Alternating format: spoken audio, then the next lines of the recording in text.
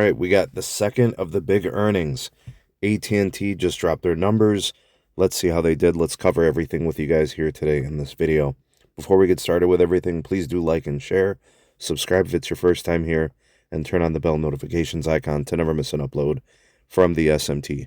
All right, here are the basic, most important elements of the earnings report for AT&T. 482,000 postpaid phone net adds. And what AT&T is declaring as expected industry-leading postpaid churn of 0.85. Mobility service revenues of $16.6 billion. That's up 3.3% year over year. Fiber, an absolute smash. 307,000 AT&T fiber net adds. That's 20 consecutive quarters of 200,000 or more. Consumer broadband revenues, $2.9 billion, up 7.8% year over year. CapEx for the year, it looks like $20.3 billion. Let me see here. Free cash flow, $17.6 billion. That's up 0.9 year over year. All right, so we got some good things there. For the year, postpaid phone churn, 0.76. That'll be industry leading.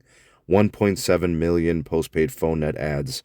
$65 billion in mobility service revenues, up 3.5% year over year.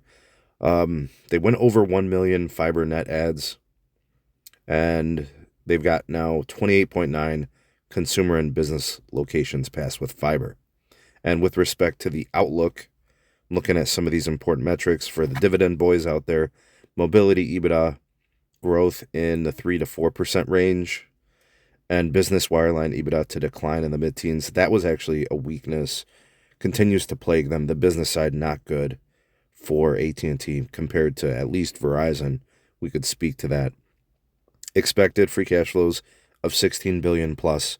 They'll probably exceed that and shoot over. I think they're just kind of sandbagging it. Consumer wireline is expected to grow in high single to low double-digit range, so somewhere around 10 or 11% maybe. Okay, so those are some of the things here. And then there's some additional stuff we need to discuss. And I'm going to be comparing Verizon and AT&T a little bit. I think that's important here. So here's where I want to start this kind of comparison. And I think this is important because they're very similar companies.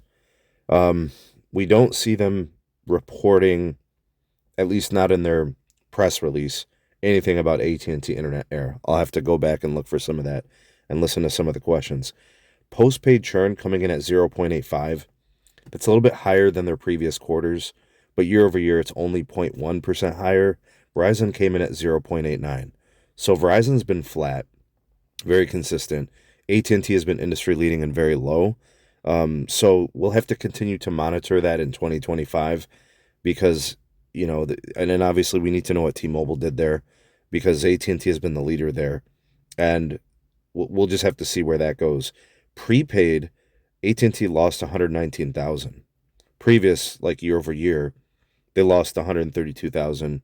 I wonder if that's just people migrating to postpaid or possibly that, and also I think Verizon being more aggressive with the track phone brands. I think that's all part of it. Postpaid phone ARPU, average revenue per user, up year over year for AT&T, so that's good. They added an additional 40 cents there, I believe, or 50 cents. So now up to 56.72. And I don't know, we'll have to continue to monitor some of those things.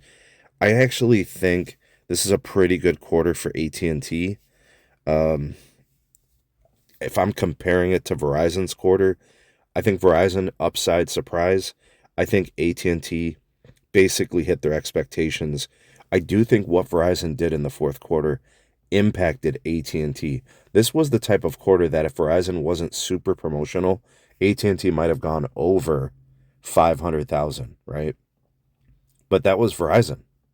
Verizon, with their business and their consumer, had like 560,000 net adds. AT&T only able to muster like 400 and some odd thousand net adds. And I think that's why. I think Verizon's business, their decisions, their promotions impacted AT&T directly. I think it impacted AT&T's churn rate. I think it impacted AT&T's net adds. The fiber is untouchable. AT&T going over 300,000. But then you look at Verizon, and they killed it in fixed wireless access. They're still adding over 400,000, right, between consumer and business. So a little bit of a free cash flow letdown, I think, possibly. Looking at kind of like how the market responds to AT&T, they're up currently 2%. So maybe it's the 2025 guidance along with kind of meeting expectations. That might be why kind of the stock is responding positively. I overall, I will tell you guys, I think this is a good quarter for AT&T. I still think Verizon, for what the expectations were, I think Verizon did outperform them. They added more net adds, even in a time where AT&T historically gives all customers the same deal. Verizon grew more. And if you count fixed wireless, way, way more, right? So Verizon, the grower in the industry thus far. We'll have to see what T-Mobile does. But there's some good stuff here for AT&T. I'm not going to poo-poo on the quarter. I think they did some good things here. I don't really see any major concerns or any problems. But let me know what you guys think. Sound off in the comment section below. You are the voice of the people, the SMT Nation. Let your voice be heard.